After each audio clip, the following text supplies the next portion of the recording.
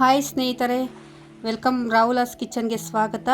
ಇವತ್ತು ನಾವು ರಾಗಿ ರೊಟ್ಟಿ, ಮಸಾಲ ರಾಗಿ ರೊಟ್ಟಿ ಮಾಡೋದನ್ನ ತೋರಿಸ್ಕೊಡ್ತೀನಿ. ಇದಕ್ಕೆ ಬೇಕಾದ ಇಂಗ್ರೀಡಿಯೆಂಟ್ಸ್ನ ನೋಡೋಣ ಬನ್ನಿ.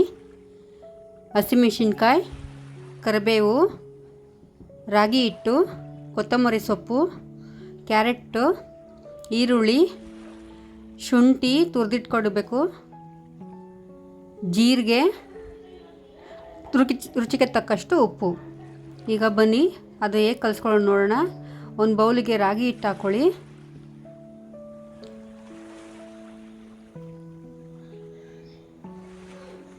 ರುಚಿಗೆ ತಕ್ಕಷ್ಟು ಉಪ್ಪು ಹಾಕ್ಕೊಳ್ಳಿ. ನಿಮಗೆ ಎಷ್ಟು ಬೇಕು ಅಷ್ಟು ಉಪ್ಪು ಹಾಕ್ಕೊಳ್ಳಿ.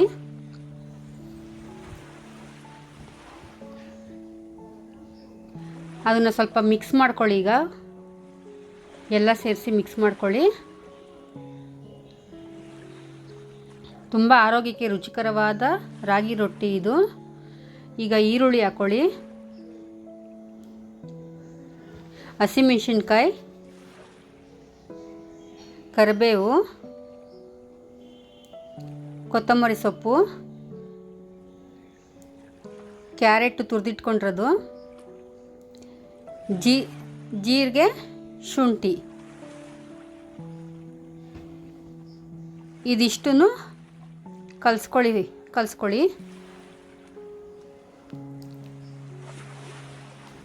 ಇದು ಬಿಸಿ ನೀರು ಹಾಕ್ಕೋಬೇಕು ಇದಕ್ಕೆ ಕಲಿಸ್ಕೊಳ್ಳೋಕ್ಕೆ. ಬೆಚ್ಚಗಿರೋ ನೀರನ್ನು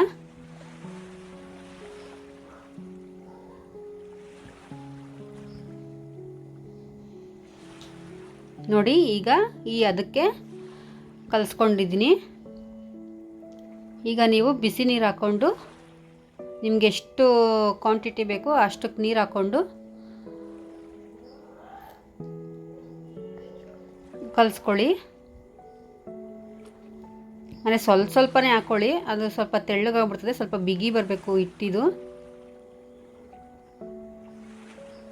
ನೋಡಿ, ಈಗ ನಾನು ಸ್ವಲ್ಪನೇ ಹಾಕ್ಕೊಂಡಿದ್ದೀನಿ. ಈಗ ಸ್ವಲ್ಪ ಬಿಸಿ ಇರುತ್ತೆ, ಹಂಗಾಗಿ ಸ್ವಲ್ಪ ಸ್ಪೂನಲ್ಲಿ ತಿರುಗಿಸ್ಕೊಳ್ಳಿ ಫಸ್ಟು.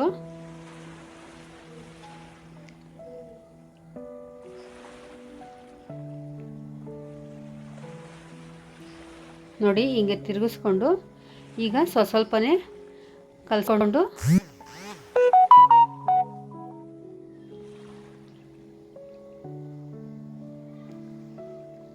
ನೋಡಿ ಈ ಥರ ಕಲಿಸ್ಕೊಳ್ಬೇಕು.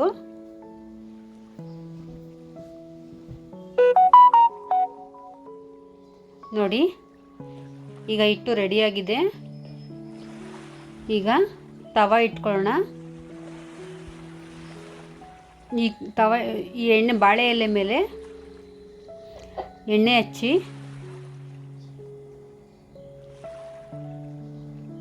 ಹಿಟ್ಟನ್ನು ರೌಂಡ್ ಮಾಡ್ಕೊಳ್ಳೋಣ.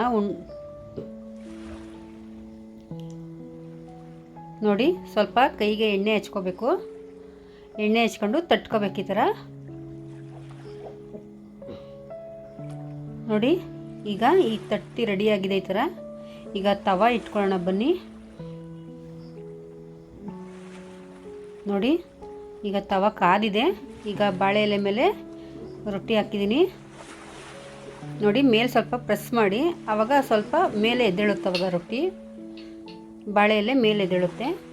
ನೋಡಿ, ಈಗ ಈ ಥರ ಬಂದಿದೆ. ನೋಡಿ ಎಷ್ಟು ಚೆನ್ನಾಗಿ ಬಂದಿದೆ. ಸುತ್ತ ಎಣ್ಣೆ ಹಾಕ್ಕೊಳ್ಳಿ. ಎಣ್ಣೆ ಹಾಕ್ಬೇಕು ಇದಕ್ಕೆ. ಸ್ವಲ್ಪ ಬೆಂದಾದ್ಮೇಲೆ ಬದಲಾಯಿಸ್ಕೊಳ್ಳಿ. ನೋಡಿ, ಈ ಥರ ಬೆಂದಿದೆ. ಈ ಥರ ಆಗಿ ಈಗ ನಾವು ಬದಲಾಯಿಸ್ಕೊಳ್ಳೋಣ. ನೋಡಿ ಎಷ್ಟು ಚೆನ್ನಾಗಿ ಬಂದಿದೆ. ಸೂಪರಾಗಿ ಬಂದಿದೆ. ಆರೋಗ್ಯಕ್ಕೆ ತುಂಬಾ ಚೆನ್ನಾಗಿದೆ ತಿನ್ನೋಕ್ಕಿದು. ನೋಡಿ, ಈಗ ಇನ್ನೊಂದು ಹಾಕ್ತಾಯಿದ್ದೀನಿ. ಇದನ್ನು ತಟ್ಟಿ ಬಾಳೆ ಎಲೆ ಮೇಲೆ ಸ್ವಲ್ಪ ತವಕ್ಕೆ ಎಣ್ಣೆ ಹಾಕ್ತಾಯಿದ್ದೀನಿ. ನೋಡಿ, ಮತ್ತೆ ಇನ್ನೊಂದು ಹಾಕಿದ್ದೀನಿ. ನೋಡಿ, ಮೇಲೆ ತಟ್ಟಿದ್ರೆ ಅದು ಎಲೆ ಮೇಲೆ ಎದ್ದೇಳುತ್ತೆ. ನಾವು ಹಾಕಿದ ತಕ್ಷಣವೇ ಬರಲ್ಲ, ಅದು ತಟ್ಟಬೇಕು. ಅದು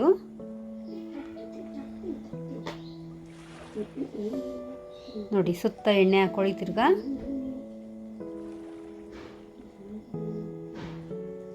ನೋಡಿ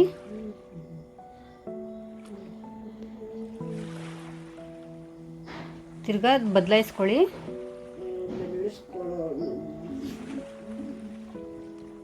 ನೋಡಿ ಎಷ್ಟು ಚೆನ್ನಾಗಿ ಬಂದಿದೆ.